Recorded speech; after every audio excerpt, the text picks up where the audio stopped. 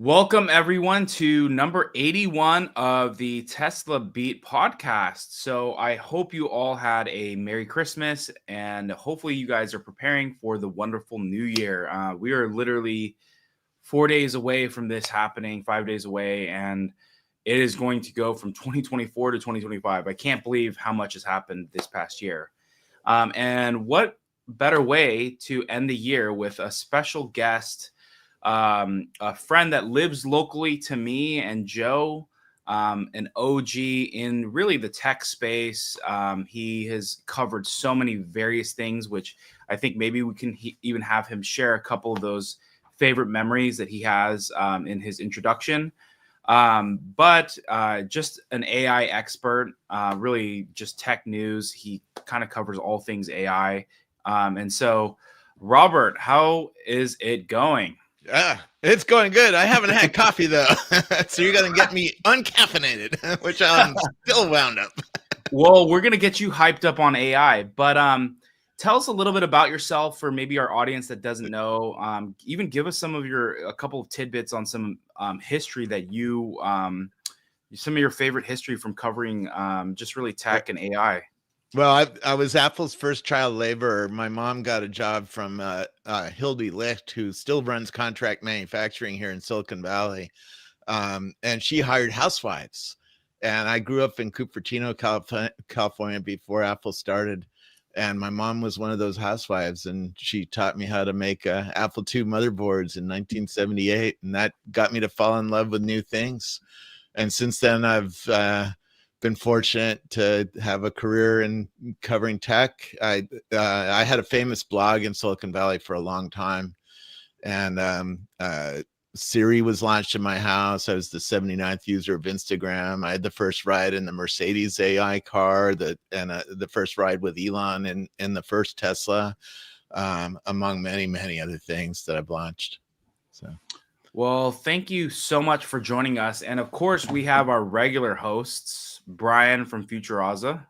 How's it going? Good morning, everybody, and happy early New Year, late Christmas, whichever it is we're in your path of celebration. Some people are confused. Yeah, exactly. And then welcome Good Times 2024, Joe. Yeah, hi. Yes, I also was one of Elon's first nothings, so that's awesome. All right. Well, thank you again, Joe, for the deck. And we're just gonna get into it. So Tesla stock has pretty much been flat over the past week. It did go up to about 465 this week. It's back down to 434. But again, it's had a pretty crazy run up to 100% since the election. Obviously, it's slowed a little bit, but just kind of to level set. And I feel like there's always that beginning year cool anyway. So potentially something to look out for. All right, well, let's just get into it. FSD V13, how good is Tesla AI? And of course, we got to kick it to Robert. But Robert, have you driven FSD V13? What are your thoughts? I sure have. It's driving me everywhere in Silicon Valley. It's amazing. I mean, I've had a good string of perfect drives. We used to talk about disengagements and safety issues and stuff like that. I mean, when I got FSD in 2018, it could barely stay in the lane on a freeway. Now it's driving me all around town, and not just driving it like a robot would, but driving it better than a human does. It's really, really a big advance. And yeah, it makes a mistake once in a while that you have to be wary of. I see other Tesla owners who are like, I ran a stoplight on me or something like that. So you still have to watch it. That's why it's called supervised AI. Brian, what have your thoughts been? So I'm on 13.2.2, and it is, I don't think magical is too big of a word to use. It's been doing some really crazy, amazing stuff. I had an issue where I went into a parking garage just to see if I could get it trapped, and I could not. It got all the way down through all the floors. What took the speed bumps better than I did going in, and then it got to the exit, and and it died. It just got stuck right there. And a viewer pointed out, Brian, you're at the pay booth, and yeah, it's empty, but it doesn't know that. It's going to stop at the pay booth. And I thought, my gosh, this is so much closer than people realize. And my new rule, my new philosophy is whenever I meet someone and I mention FSD, because I'm that kid with dinosaurs, except Tesla, I won't stop talking about it. They always come out and say, oh my gosh, it's so dangerous. I say, have you driven it? You don't get to talk smack. The car's outside. If you want to go for a ride, we'll go for a ride. But you don't get to talk smack about something you do not know and do not understand. It's very exciting. Yeah. Yeah, that's awesome. Have you gone down something narrow yet? Like go through something really, really narrow? I haven't done that. I haven't done that. It's so scary, but it does it. And it's like, holy Jesus. What I've been seeing that's really exciting is a lot less disengagement in the rain. We get just drizzle where it's just, and on the highway, there's so much foam spraying up at you from the other vehicles. And it doesn't, on this drive, I just know it's going to drop me to 50 miles an hour and then finally just tell me, nope, I'm out. On the last drive, it did have some disengagements where it just freaked out and just couldn't see at all, but it was genuinely bad. But what I would see more often is it would drop down to the speed limit or 5 under. And I thought, these are appropriate speeds for this. And I'd pull up the cameras to see what it can see, and it can't see more than it could before. It's just able to capture the frames in between the blurry raindrops and see through them in ways that you and I cannot. Yeah, that's a good point, because it rained here last night, and I had to usually it would go ahead and kick you out and say, the weather's too bad.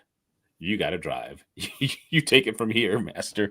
But yeah, no, man, it was raining and it would like handle it no problem. I also have at my job, I have one of those arms that comes down. And on FSD, I think when it first came out for the Cybertruck, like it would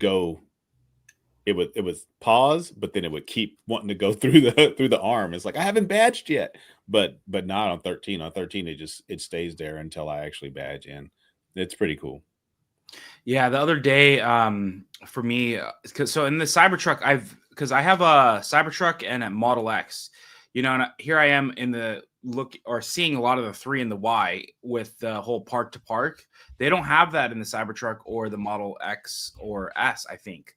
So here I am, like trying to look for that button. I'm like, where is this thing? But long story short, I did have my Cybertruck do a full U-turn and turn into McDonald's and essentially park. It wasn't the best parking job, but at least when it was pulling over into the location, it went into a parking spot. So it was pretty insane what's happening, especially when you look at version 12.3.6. That was the last version that they were really talking up. But V13 really is, like, I think going to be it's vital for the future, and they've really done such an amazing job with this. When Summon comes out for Cybertruck, because it's not available yet, when Summon comes out for Cybertruck, that's going to be freaking next level. So I had a Model X loaner, and I would just always summon it to the front. Or when I drove my wife's Y, I just just pick me up in front instead of walking from the parking space. So I can't wait to just have the Cybertruck just like driving around the parking lot. It's going to be sick. Yeah, it's going to be crazy. We can now see that we're going to get to real humanless driving soon. And it might be a year, might even be a year and a half, but it's coming. And that's what's going to lead to complete transformation of our transportation system. I mean, Brian and I did a show where we laid it out, right? How the cybercab is going to change the world. One thing it's kind of on topic, but really, because again, more, you're an expert in the space. You're covering this full time pretty much, specifically with AI. But how would you say, when you think of Tesla and the other AI companies out there, not just autonomy, but really just AI, how is Tesla different? What what makes it more unique, potentially? Because we live and breathe it, Joe, Brian. Like we're just Tesla all the time, and you are as well. But you're also kind of broader as well. Yeah. Oh man, it's different in all ways. First of all, Tesla makes robots. Everybody else makes cars, and it's that stark. And it's unfortunate that the other automakers didn't invest in this. Mercedes-Benz had everything Tesla has today, but they gave up on it. I asked them, I got the first ride in the Mercedes AI car, more than a decade ago. And I met the Silicon Valley engineers who built it. And they told me story after story about how the executives in Germany killed the AI program and killed their ability to innovate like Tesla does. And that's going to cost them. That's going to cost them big. And we're just getting a taste of that right now that FSD and the plans that the team has been making for more than a decade are coming to fruition. But where we're going next is there is no other company, at least in the Western world, like Tesla. There is some competition coming from China that I'm paying attention to, because they're next level over in China. They're like Elon, but it's just there is no other fleet. Yesterday I was standing on a street corner in Cupertino with a friend, and we started counting Teslas going by. Every few seconds a Tesla was going by, right? Yeah. And if you're here in Silicon Valley, you see it in the street that Tesla's just taking over. But when you start thinking about the AI that's going to start working together, which FSD 13 is the first one that's starting to work together. And let me explain a little bit what I mean by that. Let's say, Brian, you're ahead of me in a Tesla, and you hit a road closure, right? Because some accident happened and the fire trucks are blocking the road. Well, your car tells my car the road's closed. And so my car starts going around the blockage even before I get to the street, because all of a sudden the fleet is working together. And that's just the start. I think by the end of next year, you're going to see hundreds of things that it sees and shares with the fleet, including like things like how many people are waiting in an In-N-Out. Because if you're in a line in an In-N-Out, you could be reporting to the AI in the sky, hey, there's a 13-minute wait at this In-N-Out, right, to get a hamburger. Well, then if I'm asking a future grok that's coming next year, where I need some junk food. Well, it could tell me, that In-N-Out has 13-minute wait. That one only has a 2-minute wait. Let's go take you to there, right? And the fleet can work together, make your life better, save you time, avoid problems. There's no other company like this that has the fleet. Even if the Chinese built it all today, they don't have the fleet. NIO doesn't have cars here in Silicon Valley rolling around, right? It's just, this company is going to start running away from everybody. And I think the investors are starting to figure that all out. Nice. Yeah, I would agree with that. Especially, I mean, like it really, to be honest, it's becoming more common now that I'm looking for, when I'm at a stoplight, how many Teslas do I see? It's not, do I see a Tesla? It's how many do I see?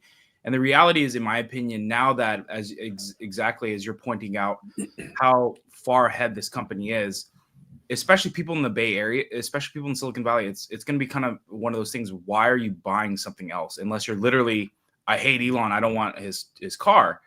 But it's like, when it comes to literally driving, when you're paying, because people will buy an $80,000 car here, no problem. When they're buying that, and you're buying something that can't drive itself, or let alone can't come to you, or is not going to get better, like you're kind of going to be an oddball. Yeah. I rented it last week. I was in South Carolina. I rented a Hyundai. What a piece of crap that is. Seriously. People who hate Elon and aren't buying a Tesla because they hate Elon, they're hurting themselves. For instance, I care deeply about automotive safety. I've studied it all my career. I interviewed Ford's head of safety, for instance, and he knows that in an accident, 80% of humans have not applied full braking pressure. They're about to hit a tree. They haven't even stepped on the brake yet. a AI car ain't going to do that. But even if a drunk is coming at you, right, and you can't avoid the accident, the Tesla can see the car about to hit the hood and tighten your seatbelts before you even hit the guy. Right?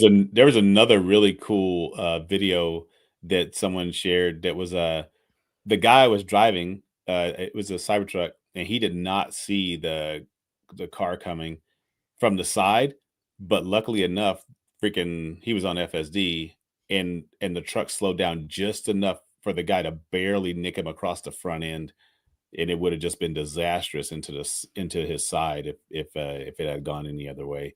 But but like that's what Robert's saying, like what AI sees versus what we see. And I know a lot of people are like kind of like, oh, I want to drive my car myself. You know, like as confident as you are, you're not as good as technology. No, you can't see to the sides. You can't see behind you at all times. Right. You know, you don't. You have high school friends. Two high school friends got killed in car wrecks. Right, one of them fell asleep. Right, AI is never going to fall asleep. Never going to get drunk. Too busy texting. My car is too busy texting. So I test drive a lot of cars. I review as many as I can find, all the different brands. I've driven the Taycan and the new e-Blazer and all that. And they are great cars. They're fun cars, but they are just cars.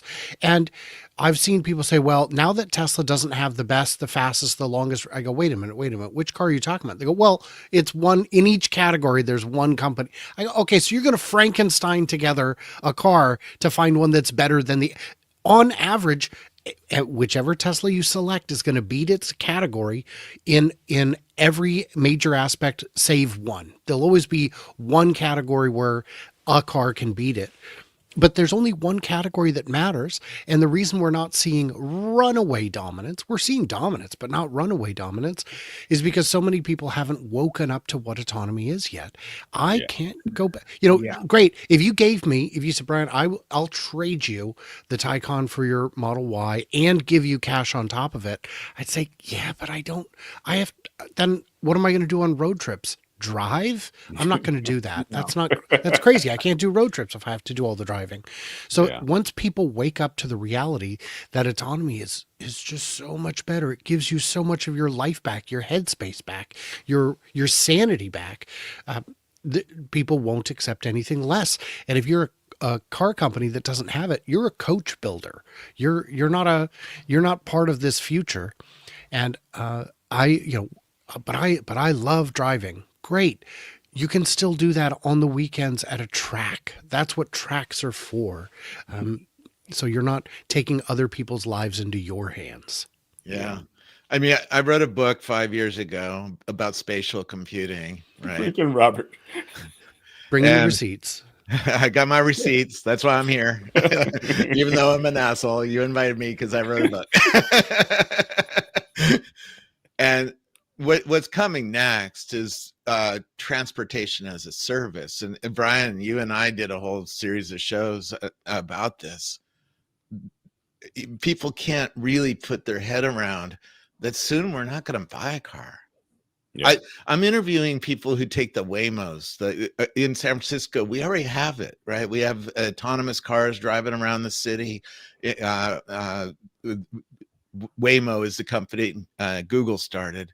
And I interviewed Waymo customers. They don't drive anymore. They're telling me, I just take a Waymo across town. I don't need a car anymore. And Tesla is about to bring this to the world with the Cybercab and all of our fleets, right? But we have so many advantages coming that the Waymo can't match. And anybody who hasn't watched Brian's shows on this should, because he's really smart. Brian knows things. He does. Appreciate it. But we're about to enter a new world of transportation, right? Those of us who went to the We Robot event down in Warner Brothers, the Tesla event, that was a vision of the future. That's what the future is going to look like. And it's a weird future. There's cars rolling by without drivers in them. And I mean, that's a weird future, but it's coming. It's coming across the world. Check out the next slide. Go to it, right. John. Switzerland eyes autonomous future. Switzerland has approved fully autonomous vehicles from March 2025 onwards. How sick is that? Yeah. That means It's they're going getting down. FSD on March 25th. Not so neutral now, are you? Well, I had comments even this week, people saying, "Oh, you're crazy thinking that Europe is going to approve FSD. They're not. They are standing up against it." They've had groups come in. They've had Tesla come in and give them demos to the regulators so they can see what's going on and understand that this is happening. This is just happening, whether you like it or not. And you should like it because it's only going to roll out if it's safer than a human. And isn't that the objective? Well, I could have avoided this one accident. Hey, 2020 hindsight, we all could have avoided the accident. But the stats are what they are. And if it's safer, it's safer. Yeah, I think it's going to keep getting safer. Yeah, that's what we don't even 5 years from now, the stats are going to get better because AI is an exponential learning technology. You know, one of my friends got killed in front of the high school back when I was in high school, and the next year they put up a stoplight still there in front of Prospect High School in Saratoga. That only fixed that one intersection. When AI, let's say Tesla makes a mistake, and we can talk about anomalies because I'd talked to the engineers about this. If it makes a mistake, and there will be some mistakes it makes, the next year, it fixes it for the entire fleet worldwide, right? And the stats are going to continue to get better and better and better over time. Humans are getting worse because we're looking at phones. Yeah. Getting continually more distracted. I say this all the time, how where we are currently is literally the worst that it's going to be for this point in time. It only gets better from here. And that's with everything across the board for whatever Tesla's doing. Like, this is going to be their lowest sales volume year probably ever. This is going to be the worst at FSD that they make currently right now in this iteration. Like it's just wild to think about how progressive and how things are just going super fast. The last 5 years have been freaking insane. And they're going to speed up. And not just for Tesla, AI. I mean, I know of 5 major holodecks coming next year. And we should talk at some point about what a holodeck is. But there's some really crazy things about to ship. Yeah, I mean, Robert, I don't know if you attended the shareholder meeting back in 2019, but I remember this was kind of when I was still getting into Tesla, and I remember Elon's up there, and this is a quote that you guys all know. It's like when Elon starts talking about how, you know, people buying a vehicle will be like buying, you know, a horse and a carriage from the 1800s, and it's just, and I remember, Joe, you mentioned a couple last week or the week back. It's like 5 years ago, none of us would have thought Tesla would be making robots. Maybe Robert was the only person, but it's just it's the truth. Like I definitely knew that this was more of an AI company, but I kept thinking autonomy, energy, battery, solar, and you know, Elon's just spitting all this stuff. And that's the thing about, you know, what his mom will always say, May Musk. She'll always say that, you know, Elon can see. He knows like what 5-10 years is going to look like for these specific industries. And he's spouting it, and everyone's like, "Oh, you're an idiot. You know, you don't know what you're talking about," or "It hasn't come yet. You've been saying this since 2015." It's like, guys, like, you know, I've been driving like FSD since 2020, and it's like where we are today. Yes, it took 4 years to get here, but as Joe was saying, it's like this is the worst that it's ever going to be. Yeah, the man is way ahead. One of my books, Mark Benioff at Salesforce wrote the foreword because I do strategy. I was a strategist at Microsoft, right? And I was able to get ahead of him. I can't get ahead of Elon. I've given up. Yeah, I mean, I ask him, when are you going to do augmented reality glasses? And he answers, Neuralink. Right? You know? Right. He's already thinking about brain-computer interface like 15 years ahead of everybody else, right? And building it and funding it, and it has everybody working on it and already has a patient with it on. I mean, the guy's way ahead. Yeah, it's insane. Yeah. That's a nice robotics chip for Tesla. NVIDIA introduces Jetson Nano Super compact AI computer capable of 70 T operations per second. Obviously, I think, Robert, you would know what the T stands for. It's fast. That's all you need to know. It does a lot of AI. and it's small, right? This would be great for robots, right, Robert? Or what? Everything. I mean, yeah. It's something on the order of the world's fastest supercomputer from 2004. Yeah, I mean, my June and oven it runs has on an 25 NVIDIA watts. card in it, right? My June oven has computer vision and an NVIDIA card in it, really, and it's a far superior oven to everybody else's oven, right? Because it has an NVIDIA card in it, because it does AI. Yeah, these things are going to run everything in your life. I'm going to the Consumer Electronics Show in a couple of weeks. There's appliances, there's robots, there's augmented reality glasses, there's new kinds of TVs that are coming, all of which use AI and all of which use NVIDIA in them. So I'm going to be at CES, Robert. I'm going to hit you up. Oh, let's go hang out. And I mean, NVIDIA just made an investment in XAI, a huge one. Wow. Right? XAI is Elon Musk's new AI company that's building Grok. And Grok is going to, in the next year, Grok is going to come to our cars and to our phones and to our screens, right? And to our homes. And so why is Jensen over at NVIDIA investing in Elon? He sees the future. He knows who's going to build it. It's true. One thing I'll say, especially on that comment, like if you look at Siri, even Apple Intelligence, I had to turn Apple Intelligence off because it was that annoying. It's horrible. Let's not go too far. It is unintelligent. I've been doing a lot of tests. And I can explain how it's unintelligent, but it does show some signs of brilliance. And the new, the first one, yeah, you were right. But 18.2 now is actually pretty good. It like today, my alarm went off in the shower. I said, "Hey Siri, turn off the alarm," and it did. Right? It's pretty good at that kind of thing. So if you're having problems with Siri or Apple Intelligence, reset it up. But here's something I was doing. I'm pushing AI on mobile really hard because I want to understand how it has a world model and how it can help us, and how Grok and Siri and ChatGPT and Perplexity and Claude and Google Gemini are all competing with each other.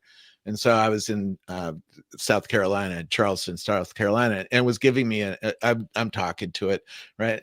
And at breakfast, somebody told me, "Oh, you got to go see the painted houses." So I asked, "Hey, Apple, or hey Siri, take me to the painted houses." And it said, "I can't answer that question. I got to go over to ChatGPT." And is that okay? And I click OK, and it goes over to ChatGPT. And it says, "Oh, the painted houses are in New Orleans and San Francisco." I'm in South Carolina, right? I'm like, In other words, Apple didn't pass the location of the phone to ChatGPT to answer the question properly. That's why it's unintelligent. I call it, right? It's Apple unintelligence right now, because Apple's really freaked out about privacy. Their models aren't as good as OpenAI's, right? The whole system is a little janky. And watch Apple, they'll fix it up. They always come in late, and after everybody else does move. But it doesn't matter, because soon we're going to be using Grok, and Grok has huge advantages in the future because of the Tesla network, because we have all the real world information about how many people are at an In-N-Out, right? And that's going to matter to people when they're talking to their phones or their glasses in the future, because you want to know how long is the line at the nightclub.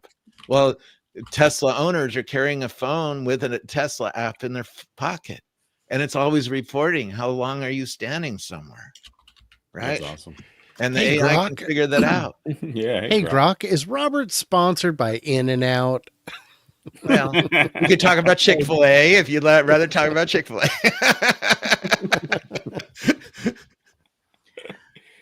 All right. I live in Joe. Silicon Valley. In and out's a must-have. It's a staple. Exactly. I mean, John would take me to In and Out. Yeah. I'll swing by. You're literally like 20. The funny thing is, you're like 20 minutes away. That's it. Yeah. Silicon Valley's not that big a place. Joe, to you.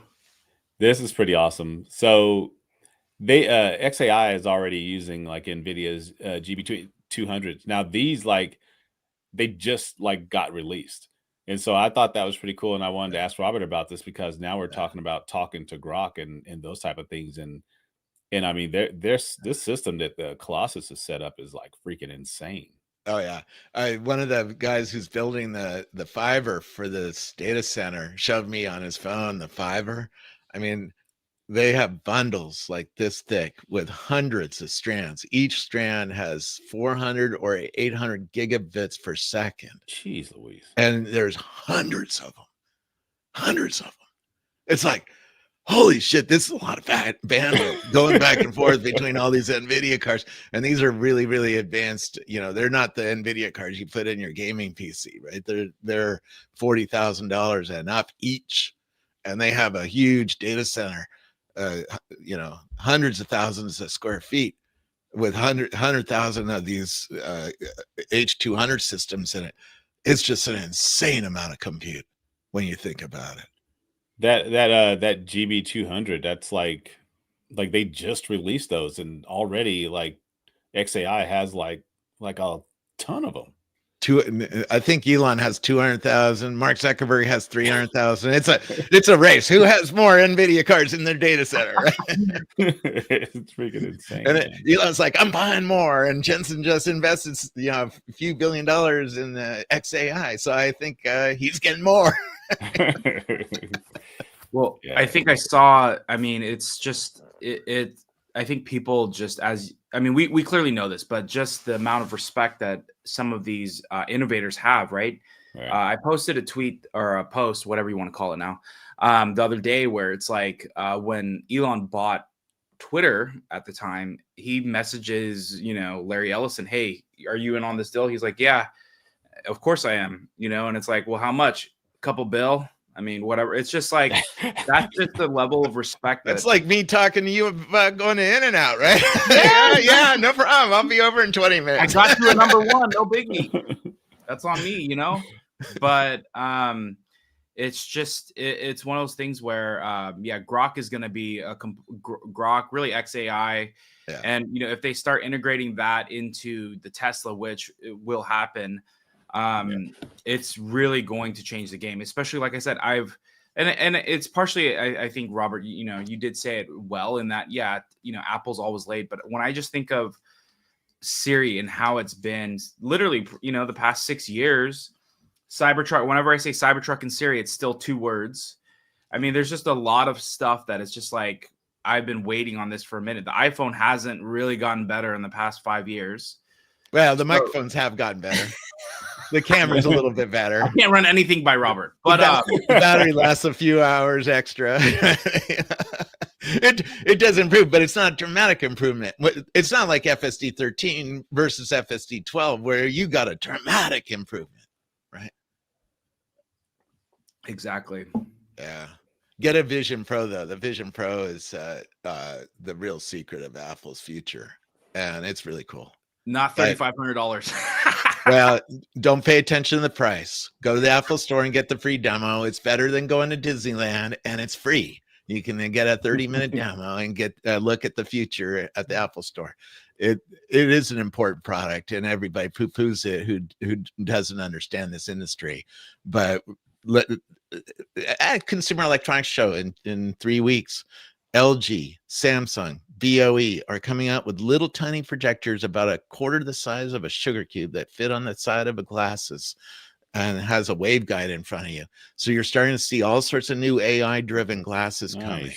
And Apple Vision Pro is the future of that, right? You're going to have in 3 years, you're going to have a pair of glasses on, and whether it's from Mark Zuckerberg or Apple or some other company, you're going to have a pair of glasses on while you're in your Cybertruck getting driven around, or your Cybercab, right? Because Friday night you'll be in the Cybercab. Have that gold car pick us up and take us to In-N-Out. That's right. All right. Tesla leads the battery charge this week. They had a few we fed raw material through the kiln of our lithium refinery outside of Corpus Christi. Increasing lithium refining capacity is critical to a sustainable energy economy. So they are just ramping, and this thing is even being built out in Corpus Christi. So Texas is getting lit up with Tesla factories, that's for sure. You got a battery on the side of your house? Everything that I'm doing right now is running through my Tesla battery on the side of my house, right? You got to have a battery on the side of your house. And if your power company doesn't have a bunch of them in the power grid, your power grid is not very resilient, right? And so there's a big future for the Tesla energy. Yeah, Tesla energy is like next level. And I like seeing like a lot of this lithium refinery start coming to our continent, because it's been like outsourced for so long, and it's something that I guess we just didn't really realize that we would need, even though like we were farming it out, you know what I mean, to China, and China just like blew up, and people love to look at it like, oh, this is just overnight. Like, no, we've been paying for it for a long time, and just too lazy to build our own here in our own backyard. But look at Tesla, man. They are like just one more step ahead of everybody else. One little thing. Crazy.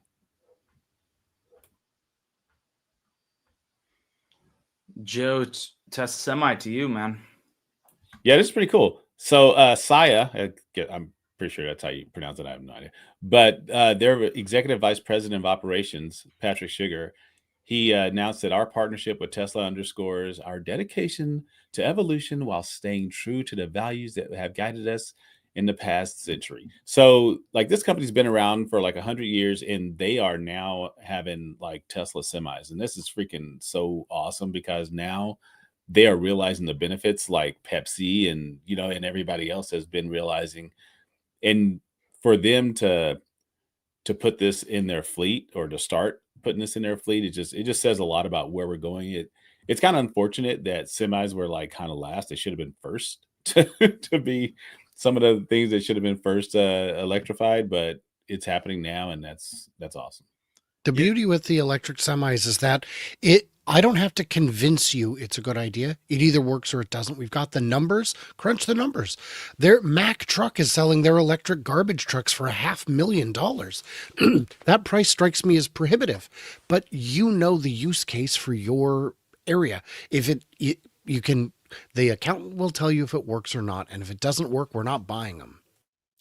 I mean, if you know, Brian, you do a lot of road trips. I'm about to go to Seattle, right? If you're going up a hill, like going over the Sierra Nevadas, and you're behind a truck and it's spewing all that diesel fuel into the air, do you feel good about the company on the side of the truck?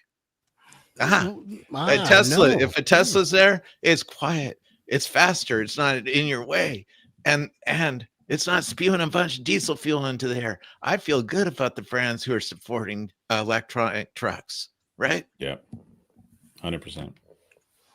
Yeah, I think Brian, you would always spout this, but really it's just the semi. I think agree with Joe too, but that this should have been, when you think of you know, even when the Model S, the luxury kind of like EV was coming out, but when you think of the Tesla Semi, the routes are already mapped. They do millions of miles between point A and point B. I mean, you see it right now with Frito-Lay and PepsiCo in California.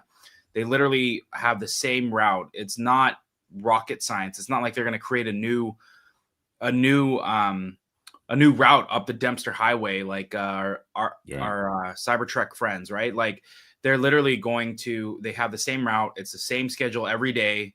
It's boring, it's mundane, but it's the same million miles that these, you know, truck drivers will do every year. And this is I think it's something crazy, like 80% of all the emissions anyways is from trucking. So it's the most logical thing to really rebalance and tackle. One of the anomalies I hit with FSD is I was in Nevada doing 85 miles an hour on FSD on the interstate, and a semi-trailer truck had had an accident, overturned right in front of me and sprayed dirt and rocks on the interstate.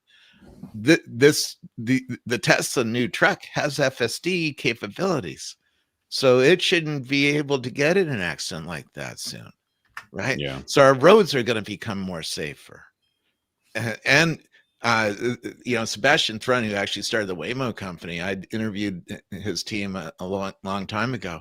They told me how autonomy saves fuel. For instance, it can prepare going down a hill before it goes down the hill, so it can save fuel. And our electric vehicles regenerate right on the way down. A diesel truck doesn't do that.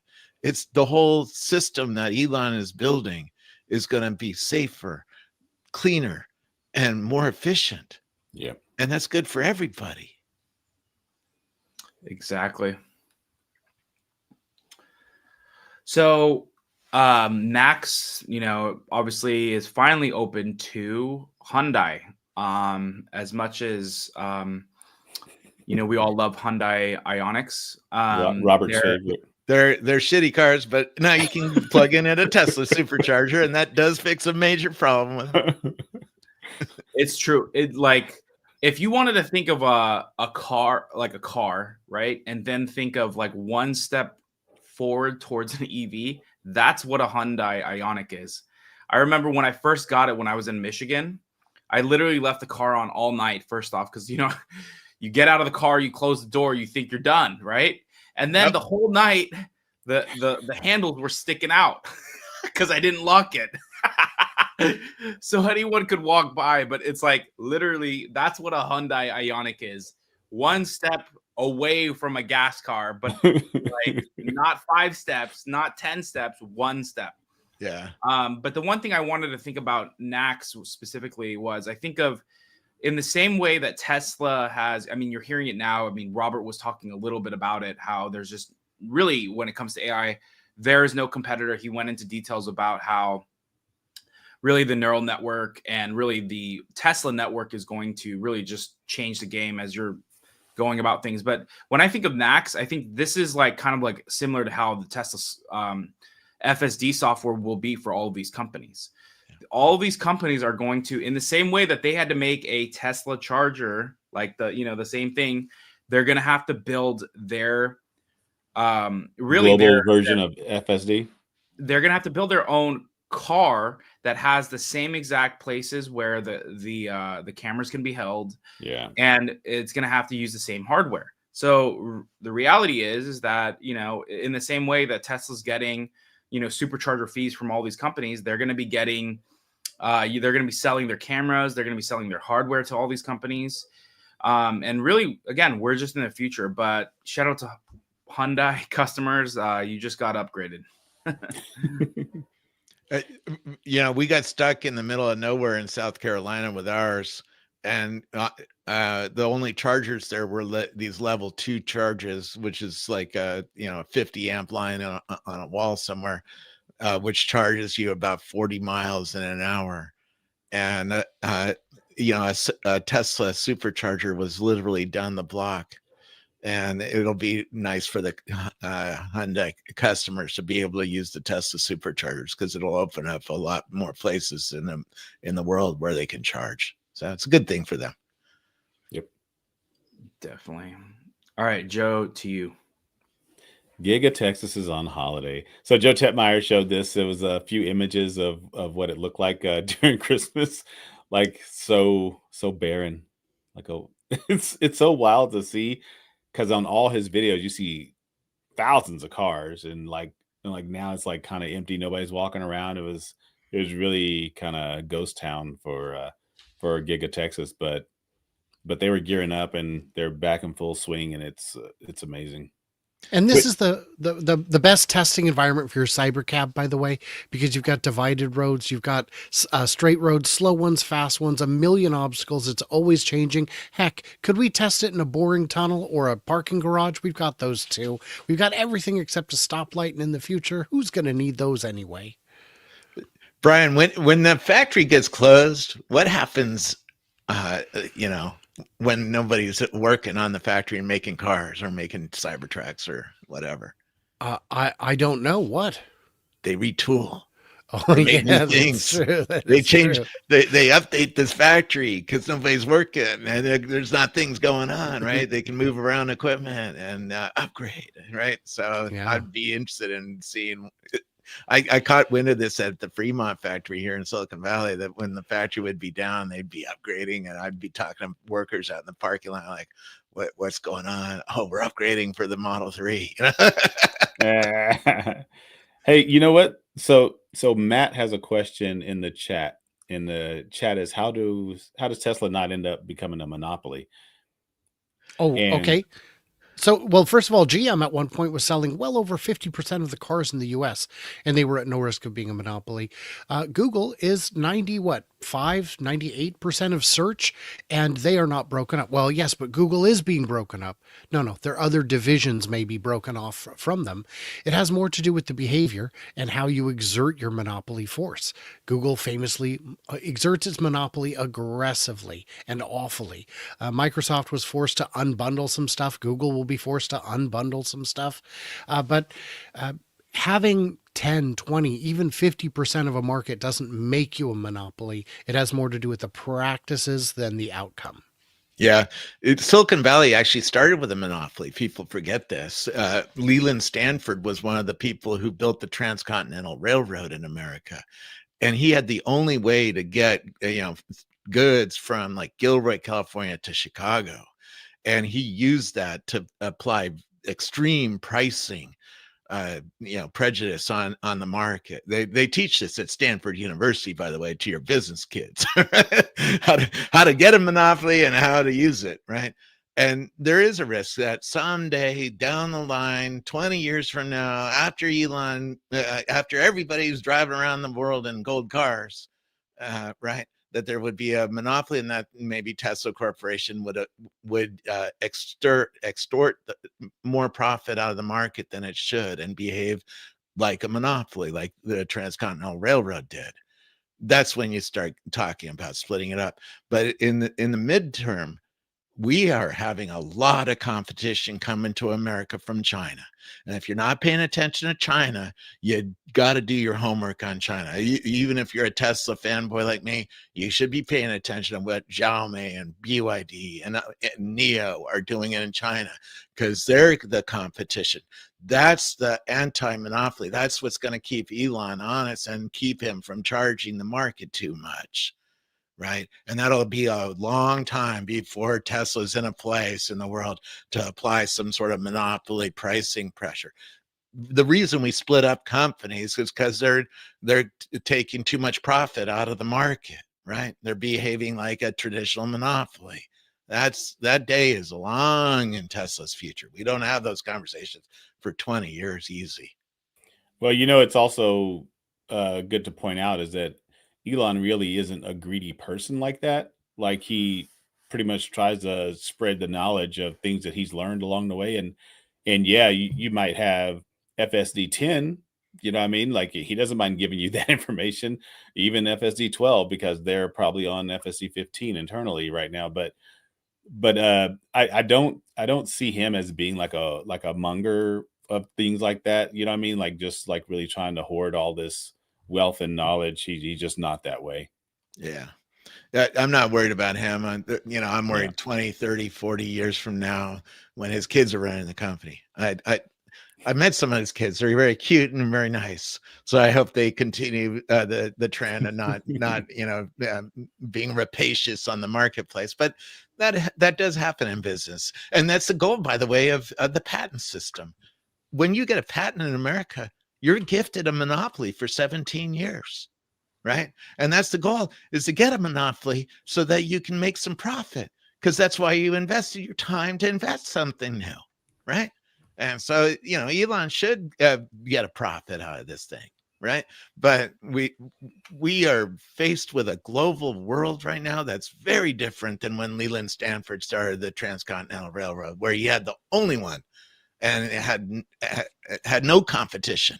And he could tell the farmers in Gilroy, you got to pay my price, right? Right.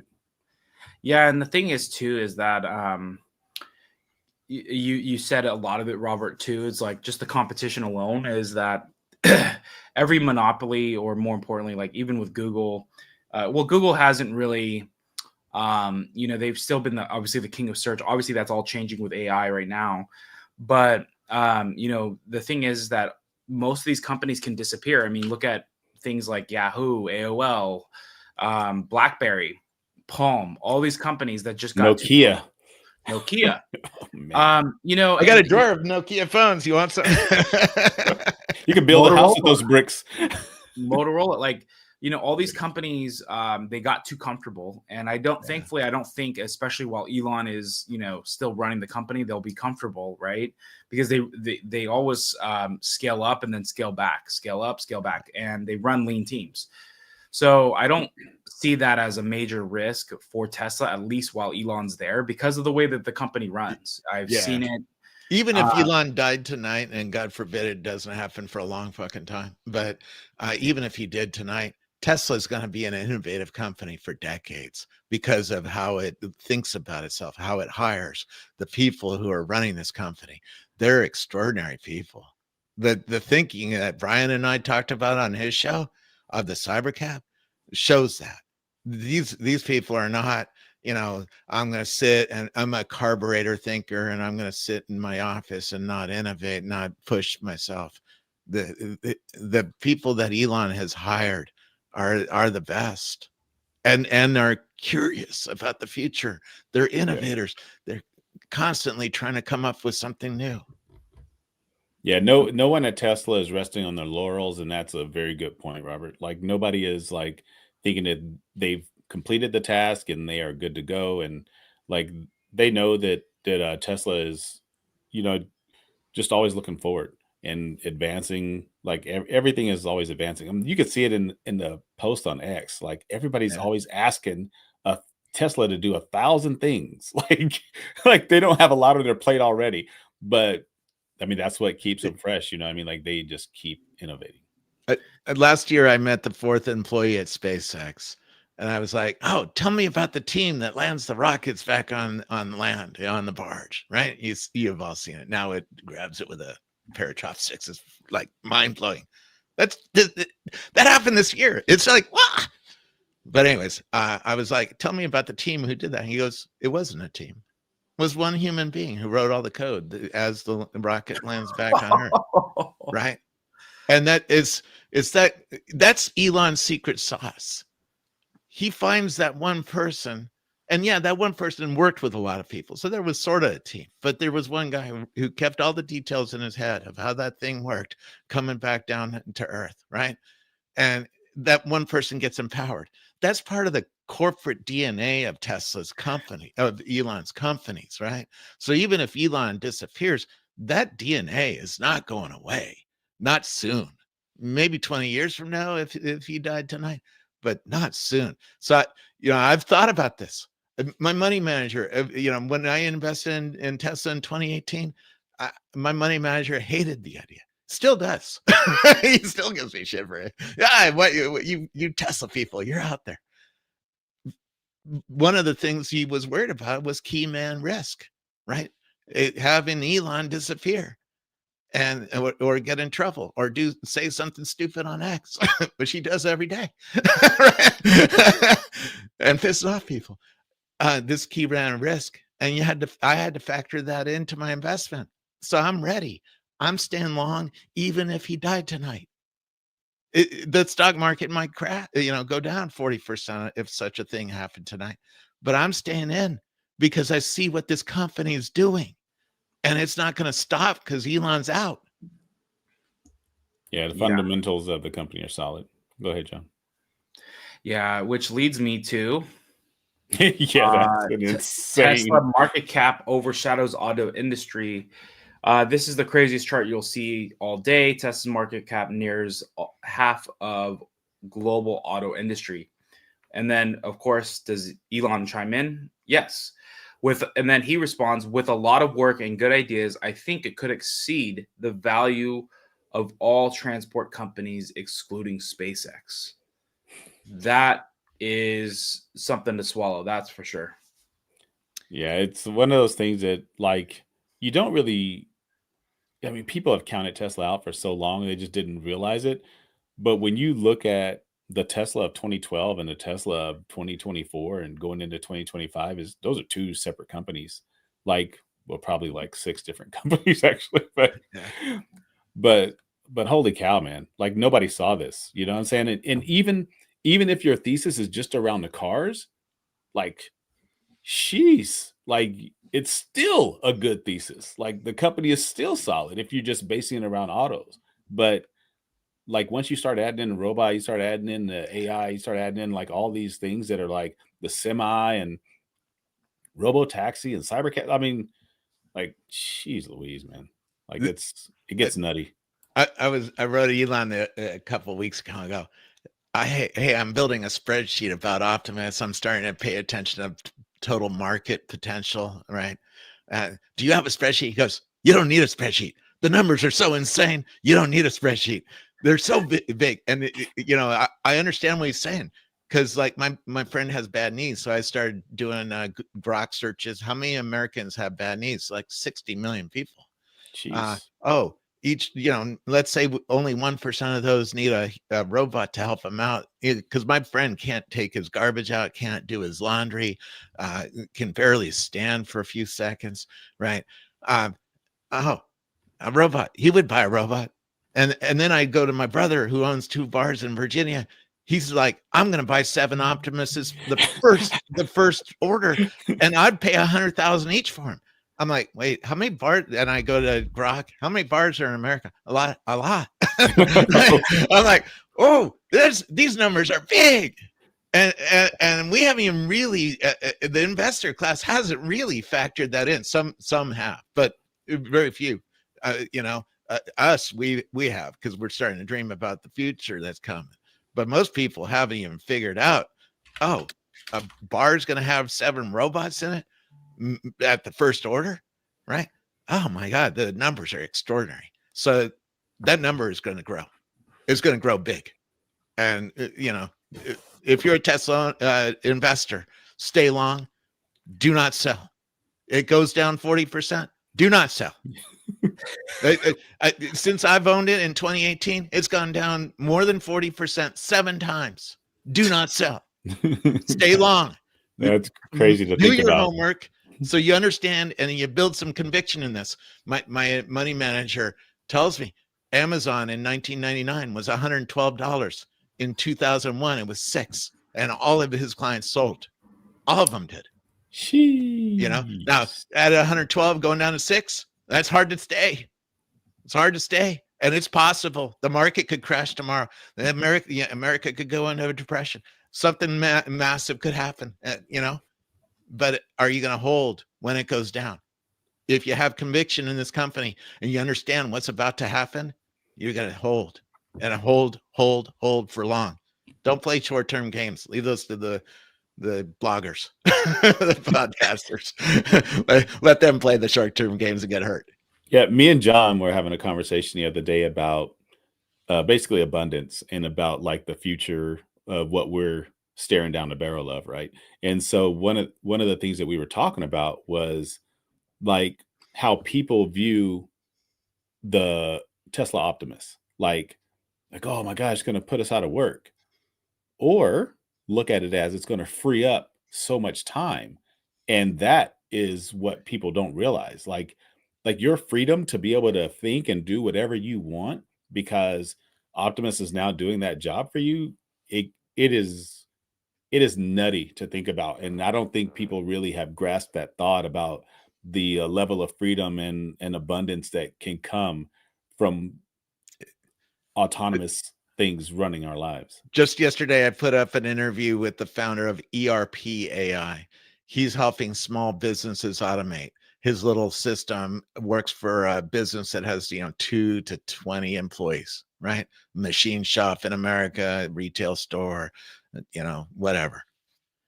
He laid out that as the business is automated, a lot of work goes away, but we're going to hire people to do new work because all of a sudden it's easier to hire people because the AI is hiring them. and managing them. In fact, soon I'm expecting to have AI as a boss. AI is going to call me up and go, hey, I have a little job for you to do. Because there's not enough Optimuses in the world yet. Do you have an Optimus yet? I don't have an Optimus yet. Right? So we're about to see, as the world automates, we're about to see radical change, which might include more jobs. It's just, you're not going to do the shitty part of it, right? AI can do the email and answer the telephones and do your books and do your inventory and do your, whatever. Clean your toilet if you have an Optimus, right? Do you want to clean the toilet? I worked at a GameStop years ago, and inventory was like one of the worst things. Like going around scanning every single game, like thousands of games. A robot can do that in the middle of the night.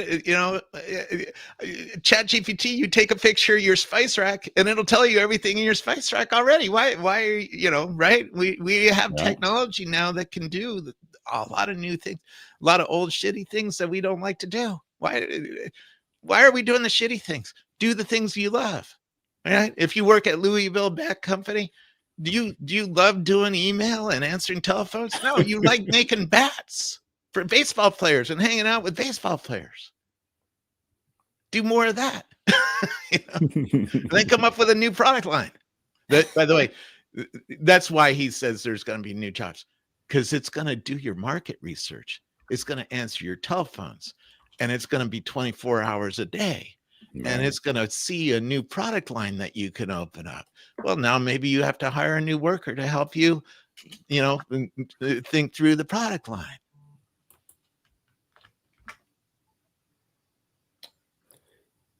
And of course, we do know not only are our cars robots, but they are also the safest vehicles. So I don't know if you guys have had experience being in an accident with your Tesla, but I know for myself personally that there's no other car that I would want to be in if, God forbid, I'm going to get hit by somebody, or if I'm going to hit someone else, whether I'm driving. But the Tesla will keep you safe. I think there was even that scenario where, remember, there was that doctor, again, this is all allegedly, but I don't remember the outcome, but where he took his family off the cliff. Yeah, and Half Moon Bay, I drove by that every day for 12 years. Yeah, he drove his family off of the cliff in Half Moon Bay, and that usually it's not a survivable event. Yeah, and Franz has the famous quote of, when this dude wasn't looking out for his family or himself, the Tesla was. So it's just crazy to think of just how safe these cars are. Yeah. And here's why I studied this with the auto industry for a long time. We have a better crumple zone, and this is true of all electric vehicles. You don't have a big engine in front of you, right? The old Chevy truck, you got a big ass engine there. If you hit a tree, that engine gets shoved into the passenger compartment. That's not true in an electric vehicle. You have a crumple zone now. So if you're doing 80 miles an hour into a tree, there's a place to disperse the energy as you hit the tree. And then we have really advanced airbags. In the Tesla, we have a camera. So you sees that you're about to hit a tree, tightens your seatbelt so that the airbag can pop off. It can be a bigger airbag. And Brian and I on his show talked about, in the Cybercab, we're sitting back. Yeah. And we don't have a steering wheel right in front of you that's going to crush your chest in an accident like that. So they can pop off a bunch of airbags between you and the front of the car so that you can absorb the shock of a crash in a whole new way that just isn't possible in a traditional vehicle with a steering wheel, right? So the Cybercab is going to get next level even again in safety. Yeah, it's crazy to think about. Yeah, it's insane. All right, Joe, we'll hit this one and then maybe we'll jump into the upbeat. Okay. Your Tesla app is recharged. So this is pretty cool. The Tesla app update, share your Tesla recharged information from Tesla Energy. So for those of you who have power walls and things like that, you can actually look up what you did and you can share like how how efficient your home has been. It's pretty cool. Oh, it's to really know that- cool. Yeah. I have a span panel, an electrical panel that's hooked up to my Tesla battery in my house. I can turn off my son's room from my phone, and I can see where the electricity came from, how it was made, where it goes, how much it's using, right? How much is left, right? It's really cool. And now my wife just got a new Apple Watch. She's doing this on the new Tesla app on the Apple Watch. Right? Wow. Modern living, man. You got to all join modern living. We are in the future. We are in the future. We're in the future. We got a Tesla battery and a Tesla car and a Tesla. All right. The panel is cool. I wish everybody could get them. It's hard to change your electrical panel, but it's really cool. Yeah. It shows you how much electricity is going to each wire and lets you turn it on and off each wire going into your house from your phone. And it's integrated with the Tesla system. So it's really nice. If you have both of them together, if you're building a new house, get a span panel with a Tesla battery in your new house. It's really cool. So Joe's favorite part of the show, because he created it, is the upbeat. So this is just a quick segment for us to kind of see if we can get our panelists not paying attention and catch them off guard. And so we are going to pass the first one to Brian. All right, Tesla Korea. Seriously, Korea is making a huge win this year. Almost all vehicles will be purely fully electric. Well, I mean, it's exciting. The thing to watch with Korea is every quarter you're going to see they still do delivery waves. The cars come from China. They go just across the sea to Korea and anyway, they go down the peninsula. They don't go through North Korea. You get the idea. But the idea is that they do end of quarter delivery pushes, a big wave, and then you'll see one or two cars that didn't quite get delivered in time. Those will be delivered in the first month of next quarter. And oh my gosh, the story is over. Tesla only sold 2 cars this month. You see it every quarter. Pay it no mind. Korea is all in on electrification, it appears. Hyundai and Kia are taking it seriously, and they're the only ones that really matter right now. This is happening and happening quickly, and that's why we're seeing Hyundai open an EV factory in the US. It's already open, and yeah, this is big, and when you want the best, you're going to get the best, and Tesla appears to be the best. Yeah, that chart was very telling for Tesla. I mean, everybody increased for their EVs, but Tesla had the largest increase for Korea, and that was pretty awesome.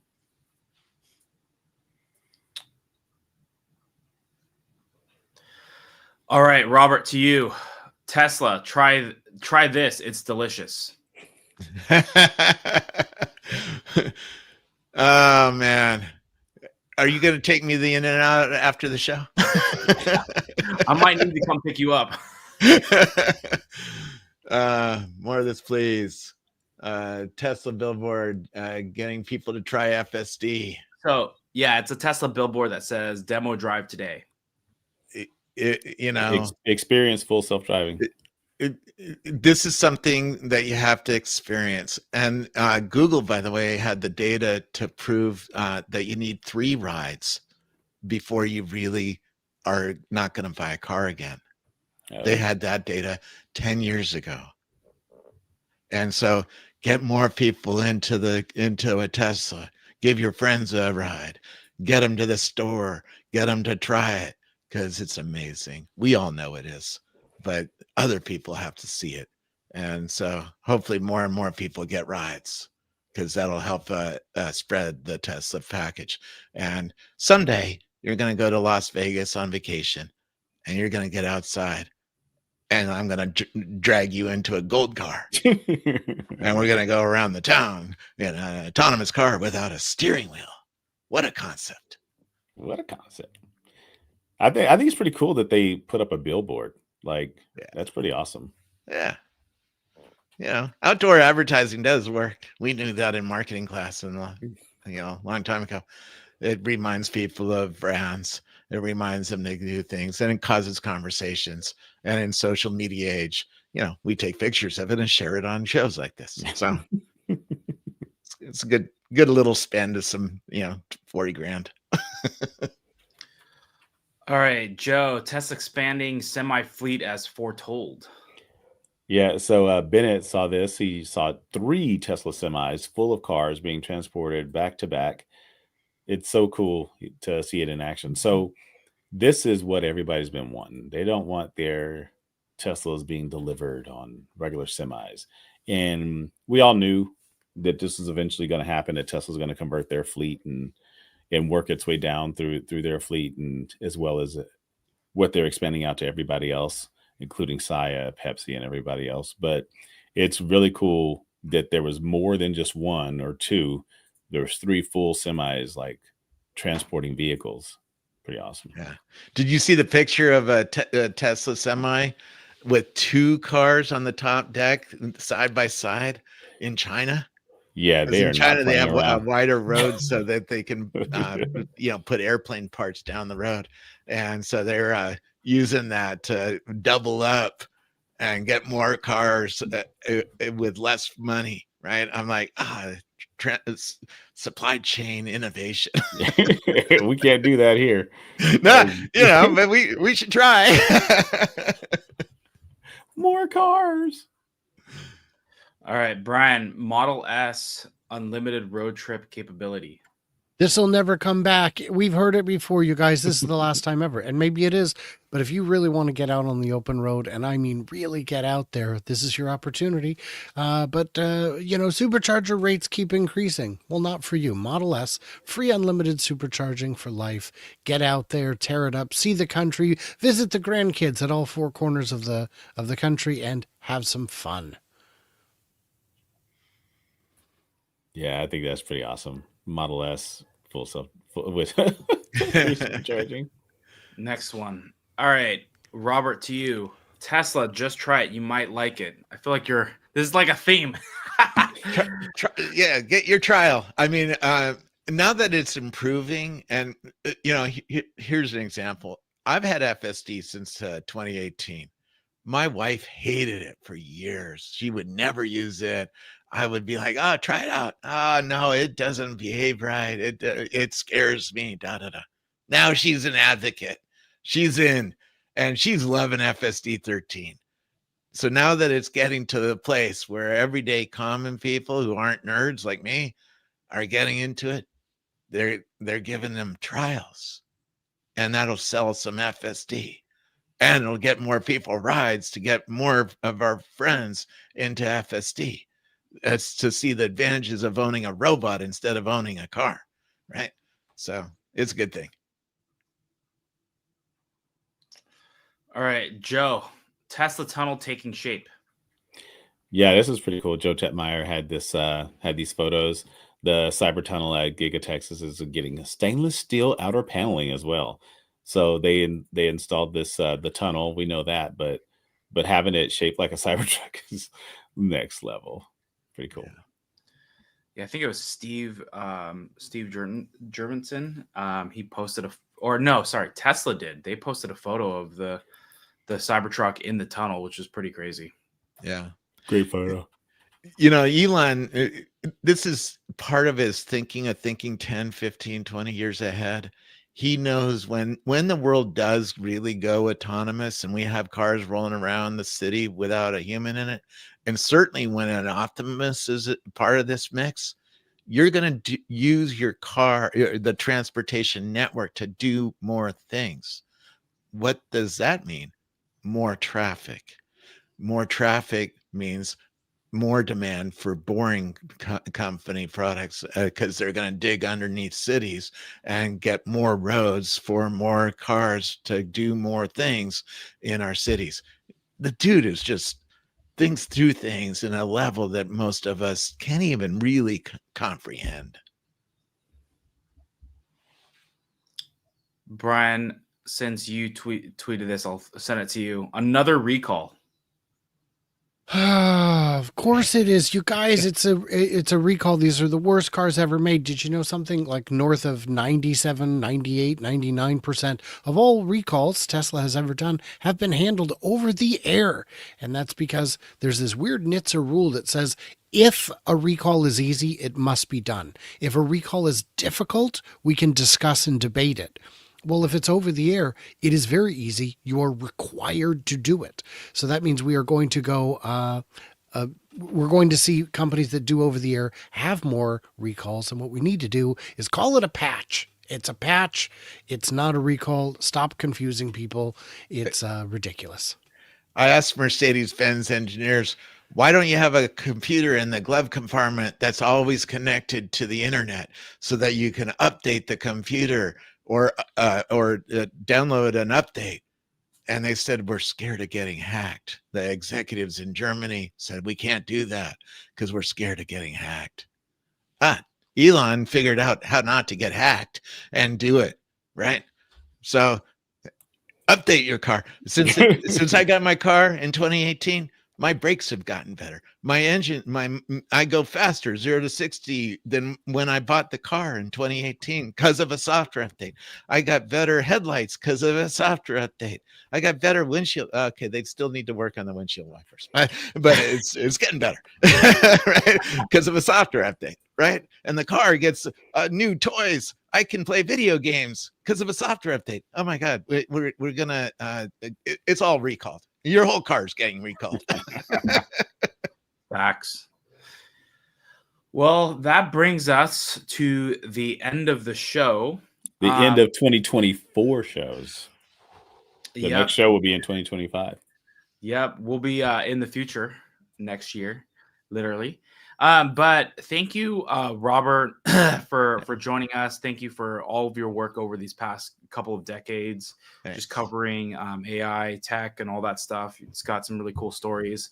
Thank you for being a great pillar in the Tesla community, especially during the dark days. And thank you. We thank you for dropping all of your knowledge. So if you want to follow Robert, we have him tagged on X. Please give him a follow. He's covering some amazing companies, always talking about AI. He's got an amazing podcast as well. I believe it's called Unaligned, right?